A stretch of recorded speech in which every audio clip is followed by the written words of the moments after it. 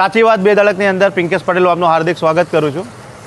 મહીસાગર જિલ્લાના વીરપુર તાલુકાએ આપણે પહોંચી ગયા છીએ, જ્યાં ઉમિયા માતાના મંદિરથી લઈ અને હોડી ચકલા સુધીનો જે રોડ બનાવવામાં આવ્યો છે, એ રોડની તમે હાલત અત્યારે જોઈ શકો છો કે કઈ પ્રકારની હાલત છે।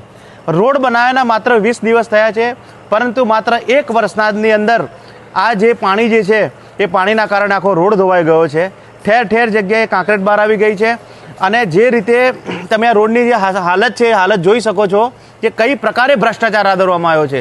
તો જે રીતે આ ભ્રષ્ટાચાર થયો છે એને લઈને તાલુકાના અધિકારીઓ દ્વારા જે કંઈ પણ પ્રકારે આનું બિલ મંજૂર કરી દેવામાં આવ્યું છે, તો કયા આધાર પર બિલ રજૂ કરવામાં આવ્યું છે? શું એમની ગુણવત્તા ચેક કરવામાં નહીં આવી હોય? અને જો ગુણવત્તા ચેક કરવામાં આવી છે તો શું તાલુકાના અધિકારી જે છે અધિકારી આની અંદર સામેલ છે કે કેમ? એના અનેક સવાલો ઉઠ્યા છે।